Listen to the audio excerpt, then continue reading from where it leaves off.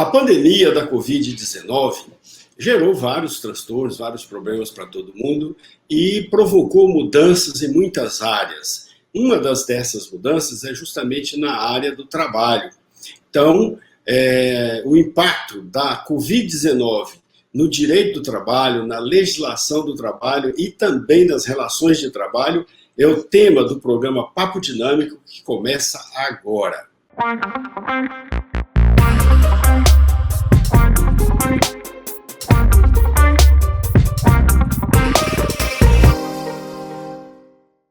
E para debater esse tema aqui conosco, no dia de hoje, nós convidamos o presidente da Comissão de Direito do Trabalho da OAB Goiás, Dr. Humberto Abrão. Então, ao mesmo tempo que damos uma boa noite para os nossos telespectadores todos que nos acompanham, nosso boa noite e o nosso bem-vindo aqui ao Papo Dinâmico ao Dr. Humberto. Boa noite, Dr. Humberto. Boa noite, professor Daniel. Obrigado pelo convite. Então, a pandemia gerou transtorno para todo mundo, também houve mudança excepcional, emergencial na legislação brasileira e muitas dessas mudanças ocorreram na área do trabalho. Então, podemos dizer que a pandemia, essas mudanças, realmente se fizeram necessárias em decorrência dessa pandemia, doutor Humberto?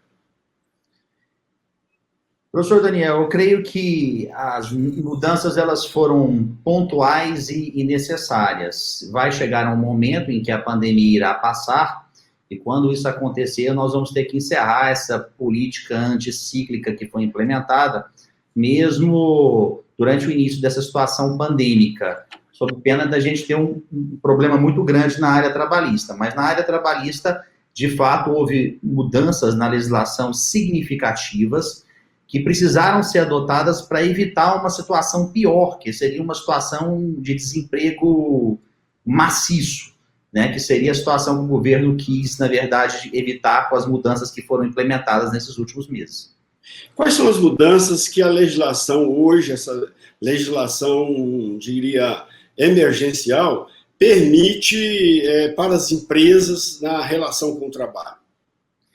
Eu vou fazer uma recapitulação e voltar ao começo aqui da história, das primeiras mudanças trabalhistas que surgiram durante a pandemia. E a primeira delas surgiu com a medida provisória 927 do governo federal. Quando a medida provisória foi editada, houve um erro, um lapso, na verdade, por parte de quem editou a medida provisória.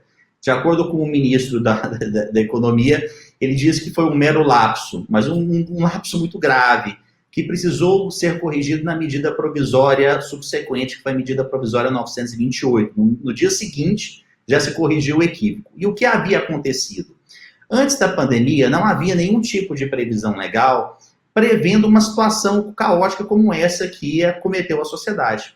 Quando essa situação da pandemia veio, acontece que as empresas foram fechadas, e aí as pessoas não puderam trabalhar. Normalmente, dentro do direito trabalhista, vigora um princípio que a gente chama de princípio da alteridade.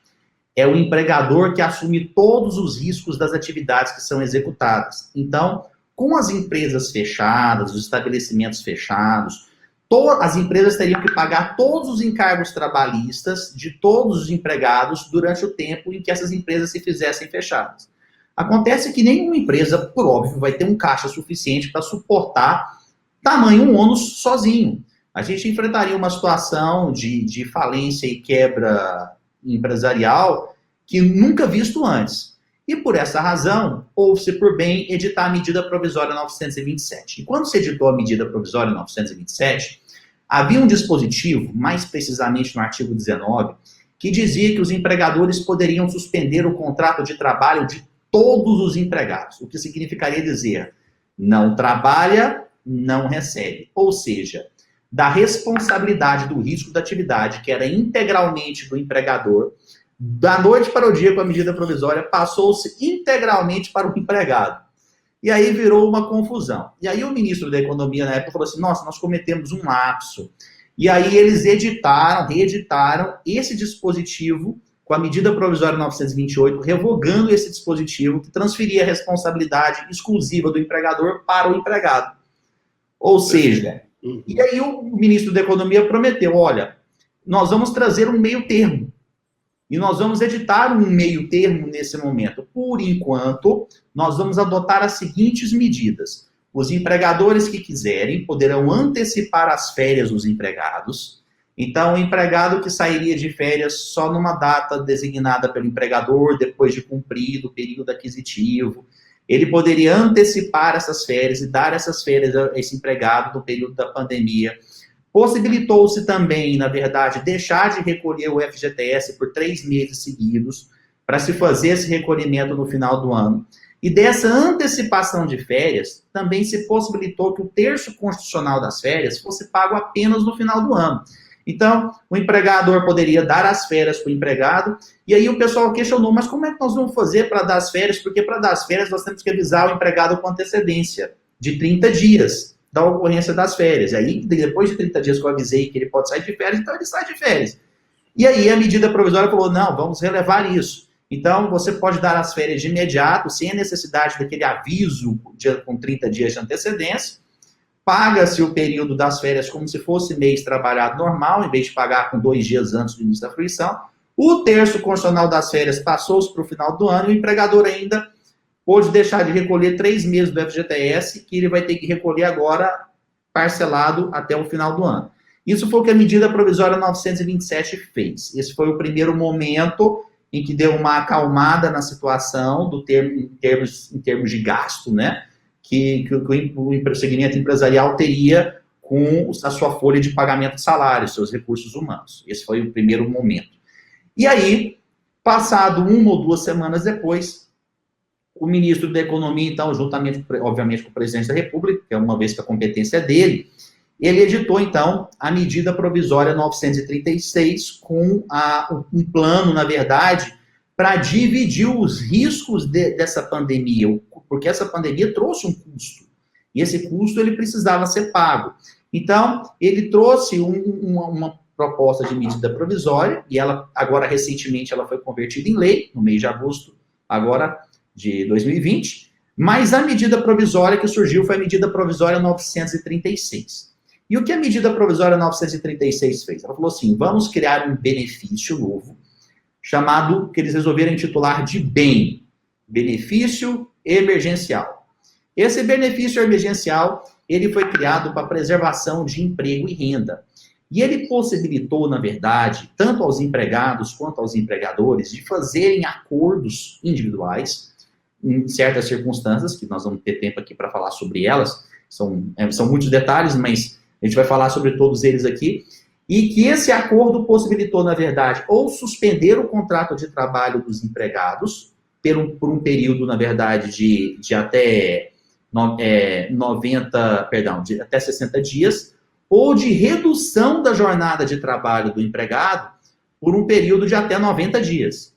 Então, se suspendesse, o empregador deixaria de pagar o salário para o empregado, o governo entraria na história pagando o benefício para esse empregado não ficar sem oferir rendimentos durante esse período da suspensão contratual, e isso, na verdade, dividiria o custo da pandemia entre os 3 agentes, governo, empregado e empregador. Foi um meio termo. Isso se nós tivéssemos uma suspensão. Agora, para a redução do contrato, que seria uma outra hipótese de acordo, eu poderia reduzir a jornada do empregado de 3 formas diferentes. Ou eu reduziria, na verdade, uma jornada em 70%, ou eu reduziria a jornada em 50%, ou eu reduziria a jornada em 25%. E aí, é claro que o governo entraria pagando esse benefício do bem também proporcional a essa redução, em valores proporcionais, usando como parâmetro os valores do seguro-desemprego. Então, desse modo, você divide a responsabilidade do custo da questão da pandemia entre empregado, empregador e governo da mesma forma. Ok, retomando algumas coisas que você falou, das medidas provisórias, 927, 928, quem usou aqueles benefícios que a medida provisória concedia, por exemplo, dar férias sem reter o abono, quem não usou, ainda pode usar ou já venceu o prazo, não há mais tempo de usar esse direito de conceder férias sem pagar o abono? Ainda pode usar, porque, felizmente, a medida provisória 936, ela foi convertida em lei agora no mês de agosto. E ela trouxe essas possibilidades. Ela trouxe essas possibilidades, inclusive, na verdade, por ato, trazendo, inclusive, a possibilidade de majoração desse período por ato do governo do chefe do executivo. Então, esses períodos podem ser majorados ou diminuídos de acordo com a duração da pandemia, porque ninguém sabe quanto tempo a pandemia vai durar. Perfeito. E o seu empregador não fez uso ainda da não retenção do FGTS. Nesse caso, ele já venceu o prazo, porque não há mais tempo dele repor esse FGTS até o final do ano? Nesse caso do FGTS, já como está por outra medida provisória, ele não poderia fazer essa retenção mais. Mas com relação às matérias que foram convertidas em lei, da redução e da suspensão do contrato de trabalho, ele pode fazer. Perfeito.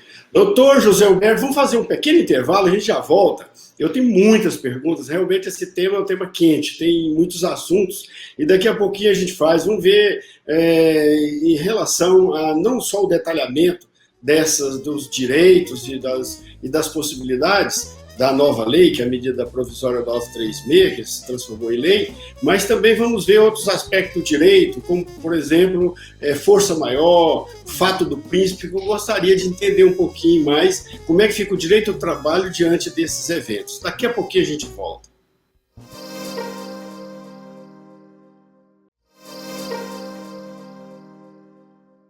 De volta com o programa Papo Dinâmico na PUC TV Goiás, toda segunda-feira, 21 horas.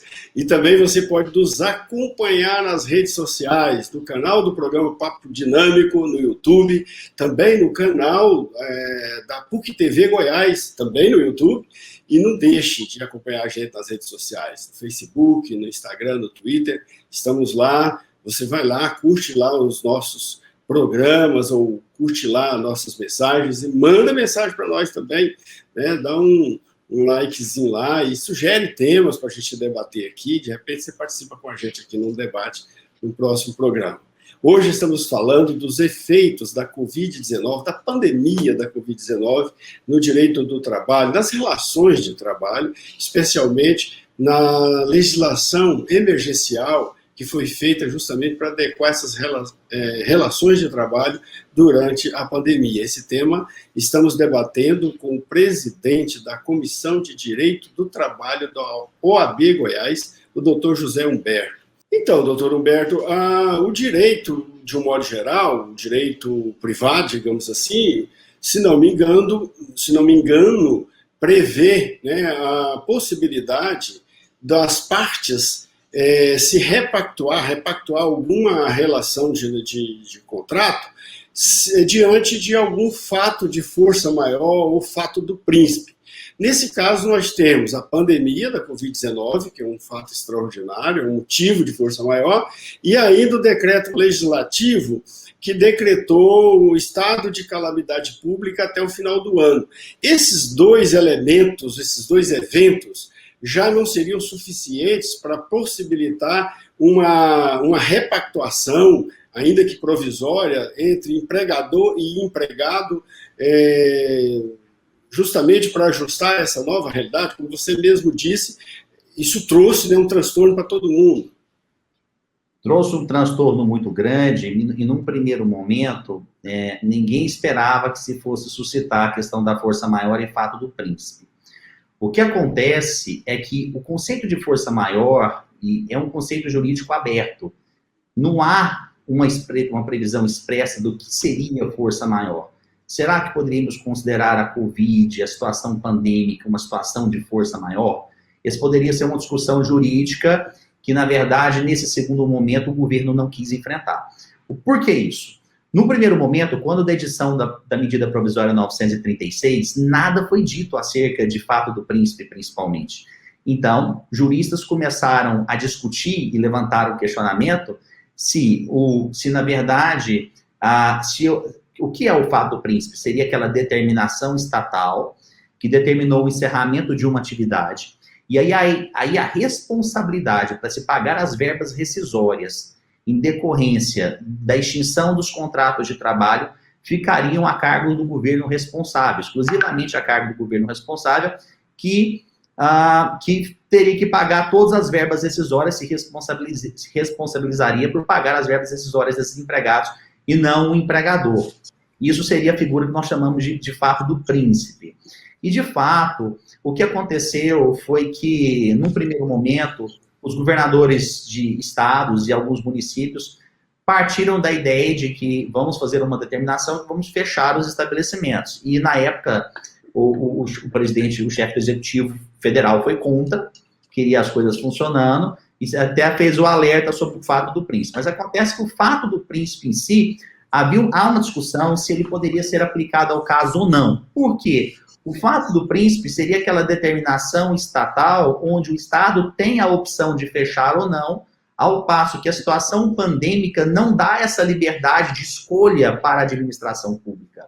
E aí havia um questionamento se, na verdade, o fato da administração pública não ter opção de escolha de fechar ou não, ou fecha, ou muita gente vai ficar doente e vai morrer, basicamente, e aí ele enfrentou aquela situação. Então, nós não podemos aplicar o fato do príncipe. A medida provisória 936 foi omissa com relação a esse assunto.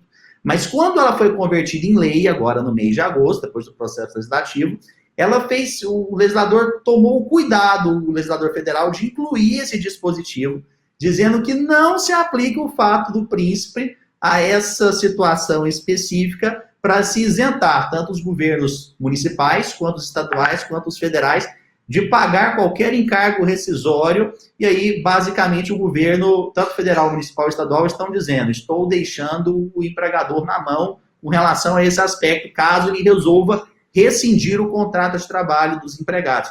Isso é para desestimular, na verdade, que haja uma ruptura em massa. Lembrando que a medida provisória 936, que foi convertida nessa lei 14.020, agora em agosto, e a 14.020 já prevê o fato do príncipe expressamente, que não se aplica o fato do príncipe. Então, nós temos uma situação hoje que, legislativamente, nós não aplicamos o fato do príncipe. Essa discussão que foi levantada, ela agora, nesse momento, a partir do mês de agosto, agora que foi publicada a decisão da nova lei, da medida provisória que foi convertida em lei com essa pequena modificação, com a inclusão desse dispositivo que antes estava omisso, o governo, então, lava as suas mãos com relação a isso e fala, não vamos aplicar o fato do príncipe nesse caso. Seria isso. Então tá, então vamos à medida provisória 936, convertida em lei, se não me engano, 10.020 de 2020, né? Voltando à medida provisória, o que ela permite, assim? Permite suspensão de contrato do trabalho. Quais as condições e por quanto tempo pode ter essa suspensão de contrato? Muito bem. Essas situações de suspensão de contrato, elas podem ser feitas por negociação coletiva ou por acordo individual, para todo empregado, na verdade, que ganhe até 3 salários mínimos, ou seja, os valores atuais seriam R$ 3.135, tá? Ou por negociação coletiva também. Ou então para aqueles empregados que são considerados hipersuficientes. O que é a figura do empregado hipersuficiente? Aquele empregado que ele tem um diploma em nível superior e ele ganha o dobro do teto da Previdência. Hoje, o teto da Previdência, ele está, se não me engano, em R$ 6.101,02, em 6 centavos, perdão. Então, nós estamos falando em qualquer empregado que ganhe até R$ 3.135, e também aqueles empregados que ganham mais de R$ 12.202,12, esses poderiam fazer por acordo individual entre empregado e empregador ou por negociação coletiva. Agora, quem estiver no meio da faixa salarial, só por meio de negociação coletiva. Então, só para entender, esses que ganham até 3 mil e poucos, pode ter negociação individual, por quê? Porque eles não teriam perda nenhuma, é isso? Porque, na verdade, o valor da perda seria irrisório se comparado ao benefício do valor do bem, que o valor é muito próximo, na verdade, do valor do seguro. Ao benefício emergencial. Ao benefício, exato. Então, o prejuízo não seria tão grande assim. Mas o mais interessante é que o programa, de fato, ele tem demonstrado que tem dado certo aqui no Brasil. Eu tomei o cuidado de levantar os dados da CAGED, que fiscaliza, na verdade, todas as situações de emprego e desemprego no Brasil. Então, nós estamos nos aproximando aí, desde o início da pandemia, nós temos aí um aumento do número de desempregados no país. Mas esse aumento, a gente aumentou o número de desempregados de 11 milhões de desempregados para 13 milhões. Estamos chegando a quase 2 milhões de desempregados durante o período da pandemia. Parece um número grande, mas é um número muito pequeno se comparado, por exemplo, dos Estados Unidos, que chegou a 30 milhões de desempregados por conta que eles não criaram nenhum tipo de programa emergencial. Então, aqui no Brasil, com esse programa emergencial, houve um desestímulo, na verdade, à dispensa massiva de fundos de empregados, e prova maior disso é o número de acordos pactuados. Até o dia 11 de agosto desse mês, que é quando o Ministério da Economia já autorizou a divulgação de dados, nós temos aí 15.862.020 acordos celebrados entre empregados e empregadores. Então, são 15 milhões de pessoas que não perderam seus empregos em função do programa, da institucionalização desse programa que ficou conhecido como BEM. Perfeito, doutor José Humberto. Vamos fazer o seguinte, vamos fazer um pequeno intervalo. Daqui a pouquinho a gente volta e vamos ver os direitos, né, que o trabalhador tem nesse período aí, numa situação em que haja, por exemplo, essa negociação individual ou coletiva de redução da jornada de trabalho e também, se houver, de eventual suspensão do contrato. Daqui a pouquinho a gente volta.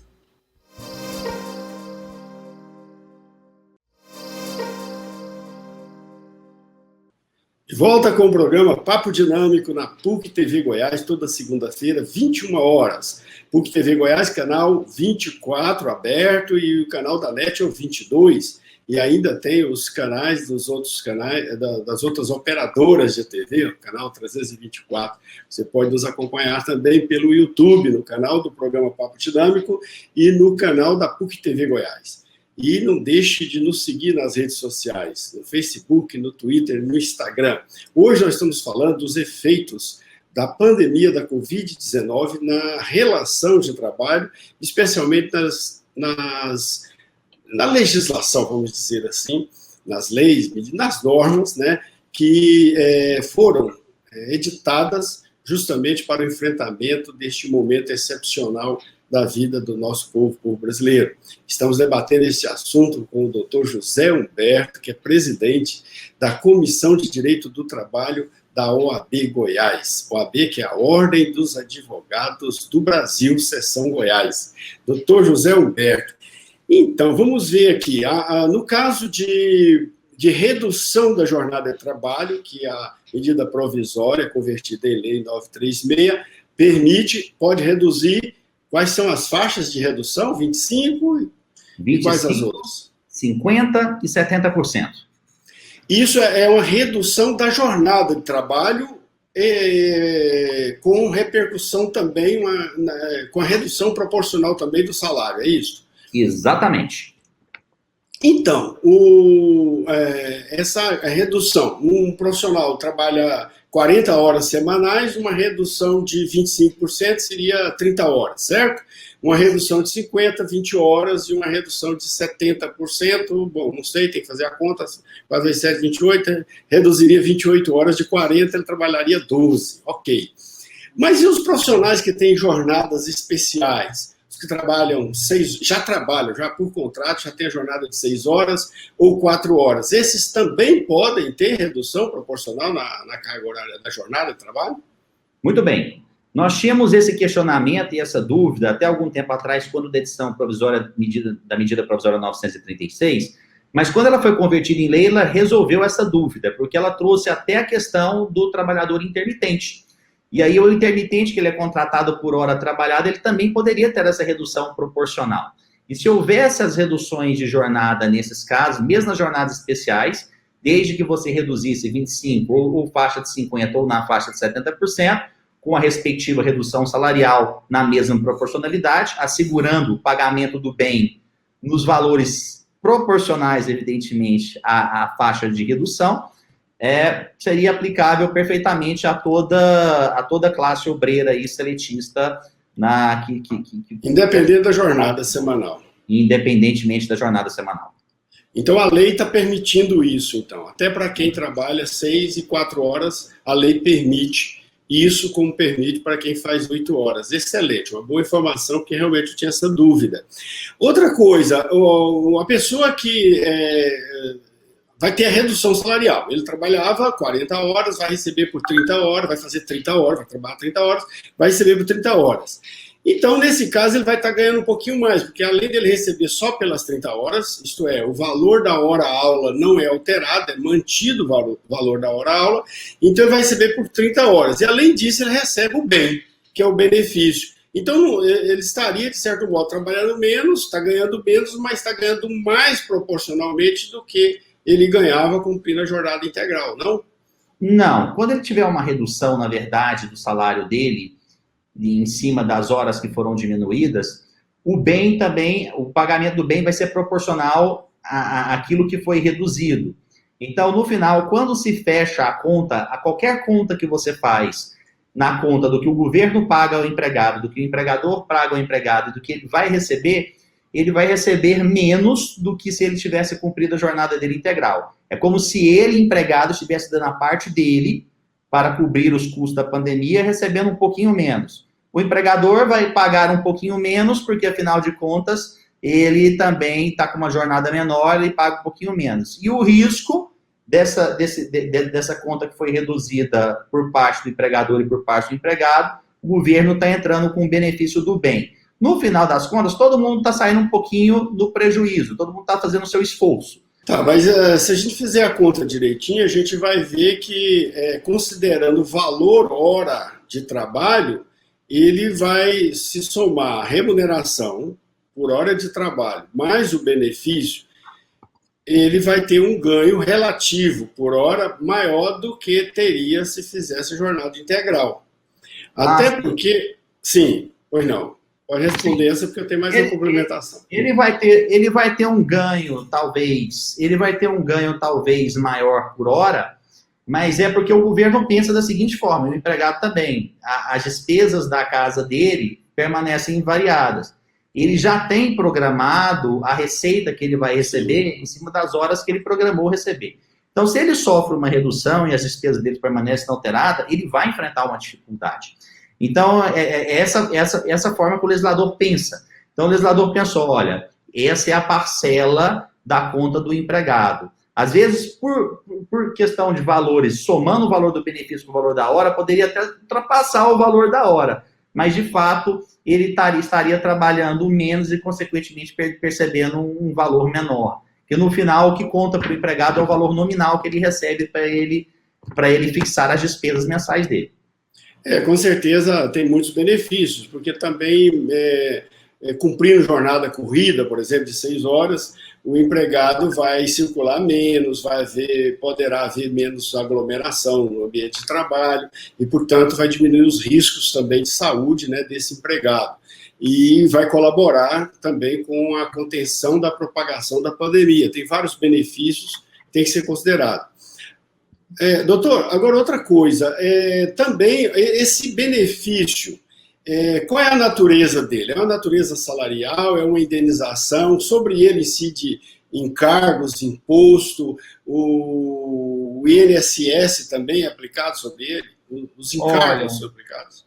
Olha, sobre o benefício, não, né? Sobre esse benefício, não. Ele é como se fosse um benefício previdenciário, né? Ele acaba sendo um auxílio emergencial e, obviamente, o empregador não tem que recolher nada sobre esses valores, tampouco descontar esses valores do empregado. Porque se o benefício está sendo pago para o empregado, para atender uma situação emergencial, não faz sentido você tirar do empregado e do empregador e voltar para o governo um pedacinho dele. Então, é melhor pagar um pouco menos. Então, se criar um encargo burocrático, na verdade, graças a Deus, isso foi tratado bem lá na medida provisória, tanto na medida provisória quanto na lei. Um detalhe a mais que merece um detalhe que a mais que merece uma consideração, foi que o governo, além do bem, ele ainda previu uma possibilidade, numa outra medida provisória, de se abrir linhas de crédito para as empresas para pagar o salário do RH, das folhas de salário dos funcionários. Então, o governo criou a medida provisória 944 para empresas que tivessem, na verdade, receitas que variassem de 360 mil até 50 milhões de reais. Eles poderiam, anuais, de acordo com o exercício financeiro de 2019, que ele poderia contrair linhas de crédito junto às instituições financeiras e que, na verdade, usasse esse valor da linha de crédito para pagar a folha de salários desses funcionários. Também há essa possibilidade. Só que a contrapartida com uma taxa de juros que seria abaixo do mercado, segundo a medida provisória, essa taxa de juros seria de 3,75% ao ano, né? E um prazo de uma carência de 6 meses para iniciar o pagamento, e o prazo máximo é para pagar durante 36 meses. Só que tem a contrapartida também. A contrapartida é que, nesse período, nenhum empregado pode ser dispensado que estiver na folha de pagamentos da empresa, nenhum empregado poderia ser dispensado sem justa causa.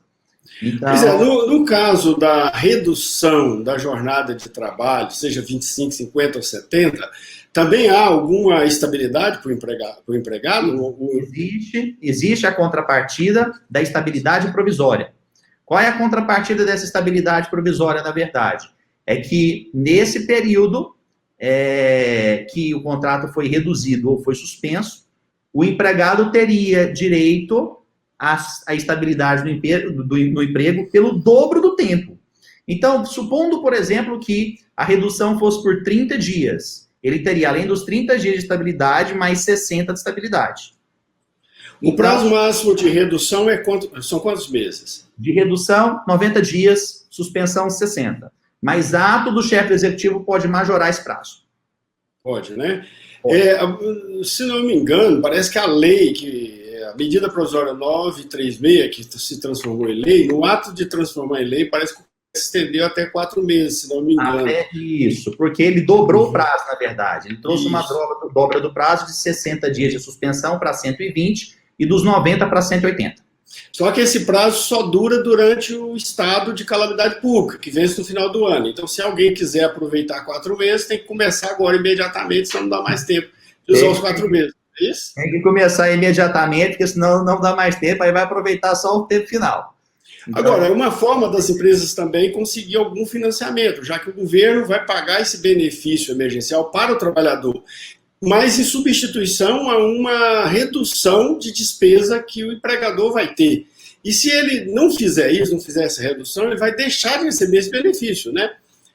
Porque não deixa de ser uma transferência que o governo faz indiretamente para a empresa. São na verdade, tem a situação da redução, tem a situação da suspensão, na verdade, uma transferência de valores, o governo tem um custo operacional com isso, porque o governo, na verdade, ele criou 2 planos. Esse é o plano só destinado aos empregados, porque tem o plano ainda destinado àqueles prestadores de serviço que não tem carteira assinada, que aí é o famoso benefício emergencial, que é aqueles R$600 por mês, para aqueles que trabalham sem carteira assinada. Uhum. Então, a soma de valores causa um impacto nos cofres públicos da União significativo. E aí a grande discussão o benefício emergencial de R$600 vai vencer agora, né? Esse outro benefício. E o governo não tem dinheiro para prorrogar ele. Então, está uma discussão. Vamos prorrogar, mas vai ser um valor menor? Como vai ser, né? Então, tem toda essa questão política e econômica por trás desse grande debate, né? É verdade. Então, vamos fazer um pequeno intervalo e a gente já volta esclarecendo mais dúvidas em relação aos efeitos, né, da pandemia, da Covid-19, nas relações de trabalho. Daqui a pouquinho a gente volta.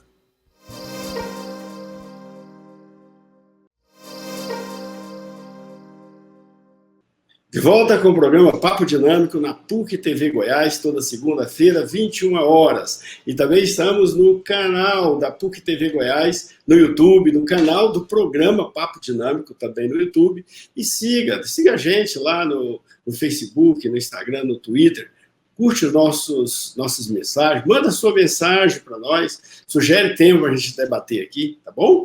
E hoje nós estamos falando aí dos efeitos da Covid-19, da pandemia, né, na vida dos trabalhadores brasileiros, e especialmente em decorrência das legislações, das normas que foram elaboradas, tendo em vista aí essa situação emergencial. Estamos debatendo esse tema com o doutor José Humberto, que é presidente da Comissão de Direitos do Trabalho da Ordem dos Advogados do Brasil, Seção de Goiás. Eu gosto de falar os nomes todos, não gosto muito de sigla, não, apesar de OAB ser uma sigla muito conhecida e não há problema quanto a ela. Mas é bom sempre explicar o que as siglas significam. Então, doutor José Humberto, uma vez acertado com o empregador acertou com o empregado, seja individualmente ou coletivamente, a redução da sua jornada de trabalho ou suspensão do contrato. Aí o empregado tem direito de receber o auxílio, o bem, né, o benefício de emergência ou emergencial, ele tem direito de receber. O que o empregado ou o empregador, os dois, têm que fazer para receber, para ter acesso a esse bem? É imprescindível que o empregador comunique ao Ministério da Economia no prazo de 10 dias a contar da data da celebração do acordo. Então, assinei o acordo com o empregado, coloquei lá no contratinho, assinei.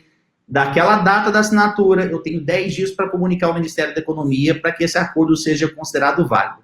Se não se respeitar esse prazo, aí a penalidade é severa para o empregador, porque aí a penalidade seria, na verdade, do empregador ter que pagar toda a remuneração no valor integral anterior à redução, à suspensão do contrato de trabalho, inclusive dos encargos sociais e trabalhistas. Então, e multa, né? Porque haveria um atraso aí no pagamento também. Haveria um atraso e aí acabaria tendo que pagar com uma multa.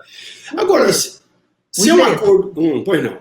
O interessante é que a medida provisória previu a necessidade também de que o empregador comunicasse ao sindicato, mas não houve previsão legal, na verdade, nenhum tipo de punição caso não fizesse a comunicação ao sindicato.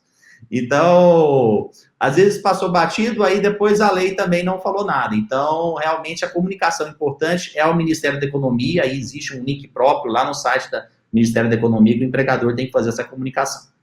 Essa comunicação é por trabalhador, digamos que haja um acordo coletivo. Mesmo sendo um acordo coletivo, a comunicação é individual, porque tem que prestar as informações individuais do empregado, né? Conta corrente, para ele receber o benefício. Teria que prestar as informações individuais, embora a negociação fosse coletiva. Aí a comunicação, por segurança, se faz de forma individual. Ok, e em relação ao home office, né? Nessa pandemia se usou muito esse expediente, o pessoal trabalhar em casa e tal. Isso é um direito do trabalhador, é um facultativo do empregado, do empregador. O empregador é que tem essa faculdade de escolher ou não o trabalho para o empregado em home office. Como é que é isso? A legislação dá esse direito para o empregado ou é uma faculdade? Quando nós fizemos a reforma trabalhista aqui no Brasil, no ano de 2017, a reforma trabalhista exigia que houvesse um acordo individual formal por escrito entre empregado e empregador para que o empregado fosse colocado em home office. E aí acontece que, como a situação pandêmica foi numa situação inesperada e repentina, houve um questionamento, e agora? Será que podemos colocar os nossos empregados em home office? Não podemos, sem um acordo individual e tudo mais? E aí a resposta do Brasil veio copiando a legislação portuguesa. E lá em Portugal eles tinham essa mesma exigência de um contrato formal para colocar o trabalhador em home office, e aí eles dispensaram essa formalidade. Ideia é essa que foi seguida pela legislação brasileira, e aí nós dispensamos a formalidade, na verdade, de se fazer, e passou-se, se caso o empregador quisesse colocar o empregado em home office, sem a necessidade de autorização desse trabalhador em função dessa mudança. Isso veio logo de cara já com a medida provisória 927, salvo não me engano. E aí possibilitou o pessoal trabalhar em home office. E aí, depois disso, eu acho que depois dessa experiência, as coisas nunca mais serão as mesmas, né? De certa forma, existem trabalhos que são desempenhados de maneira melhor pessoalmente e outros que são desempenhados com mais produtividade no sistema de home office. Então, eu creio que as coisas vieram para mudar. Mas isso é um direito, o trabalhador tem direito de querer o home office hoje? Ou ele não pode... Isso não. Aí depende da empresa? Depende da empresa. Essa é uma determinação empresarial com relação a essa questão, hoje, em função das medidas provisórias que acabaram mudando, na verdade, a legislação. E as condições para ele fazer esse home office? É obrigação da empresa propiciar acesso à internet, equipamento, Aí computadores, etc. A empresa tem que fornecer os equipamentos para a prestação desse serviço, né? Se caso o funcionário não tenha, né? Então, a depender da situação, a maioria das vezes, por uma situação de cordialidade, aqueles empregados que têm o equipamento, eles já dispõem do seu próprio equipamento, já entram no sistema home office com mais facilidade, mas aqueles que não têm, de fato, o empregador tem que fornecer o equipamento para a realização do serviço. Essas normas excepcionais, elas aliviaram o Poder Judiciário ou geraram mais demanda do Poder Judiciário? Como é que está essa situação? Tem havido muito pleito na Justiça para dirimir dúvidas de entendimento em relação à aplicação dessas normas? Nós tivemos situações inesperadas que aconteceram na Justiça do Trabalho. No primeiro momento, a Justiça do Trabalho, e eu vou citar o exemplo do TRT aqui de Goiás, da 18ª região, ele parou por completo, o prédio do TRT, tanto em primeiro quanto em segundo grau, foi fechado ao acesso ao público, e aí o CNJ baixou uma determinação para todos os tribunais do país que eles regulamentassem procedimentos a serem realizados de forma virtual, as audiências iniciais de instrução. Então, a Comissão de Direito do Trabalho foi chamada pelo presidente do TRT para participar desse processo. Nós organizamos 2 audiências públicas com todos os agentes envolvidos na área trabalhista para elaborar a ação dessas normas. Nós elaboramos as normas e aí as normas foram aprovadas pelo presidente e pelo tribunal e elas foram colocadas em vigor. E aí os processos começaram novamente a se movimentar. Nós tivemos aí uma pequena redução do número de demandas trabalhistas, mas ainda assim com algum protocolo, e hoje o tribunal funciona, tem funcionado, é como se fosse o tribunal hoje, ele está mais ou menos como um trem, a locomotiva, o trem parou, e agora o trem começou a andar de novo e tomar velocidade. E a gente está com a velocidade mais ou menos de 33% do que nós tínhamos no tempo de pré-pandemia. Então, enquanto se um processo andava na velocidade de 100 km por hora, hoje o processo anda a 33 km por hora, digamos assim.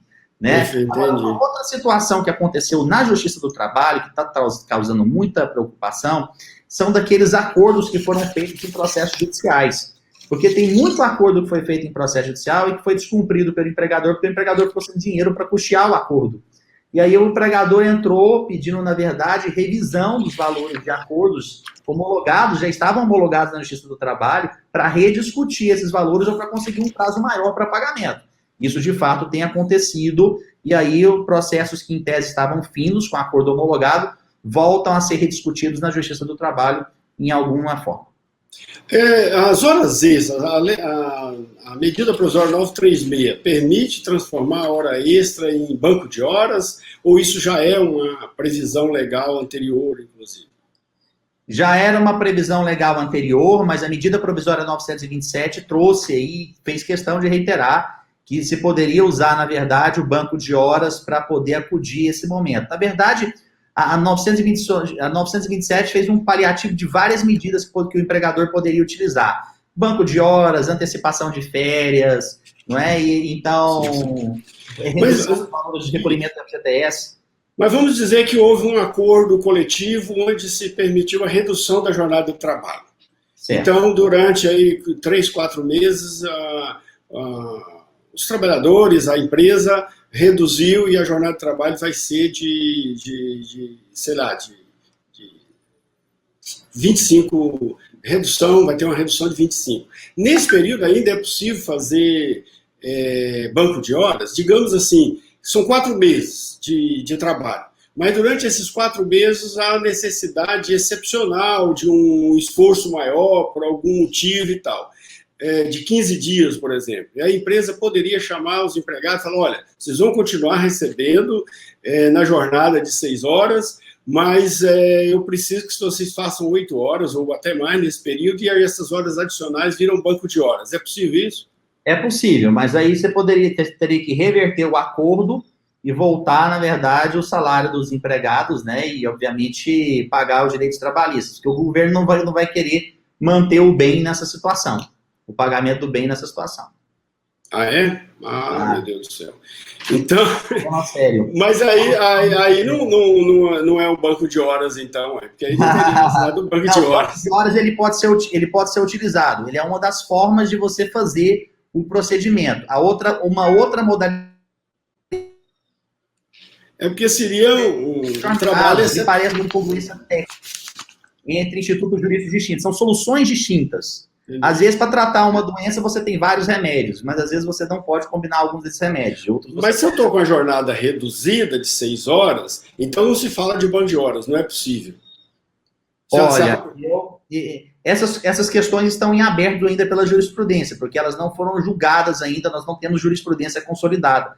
Mas num compliance trabalhista, a gente não orienta as empresas a proceder dessa forma ante ao risco da situação de eventual condenação posterior. Entendi, perfeito. Doutor José Humberto, a nossa produção está aqui dizendo que o tempo acabou e nós temos que encerrar. Felizmente, muitas dúvidas ainda ficaram, mas eu acredito que o essencial nós falamos. Qualquer coisa, você manda sua mensagem aí para nós, o nosso telespectador, pelas redes sociais, e nós vamos procurar responder, procurar, de repente, o doutor José Humberto esclarecer para você, tá bom? E quem sabe faz um outro programa também sobre o tema, se as dúvidas forem muitas, forem enviadas, forem muitas. Então, nosso abraço, viu, doutor José Humberto? Muito obrigado pela presença, boa noite. Muito obrigado, professor, boa noite. E para você que nos acompanhou, nosso abraço, boa noite, até a próxima.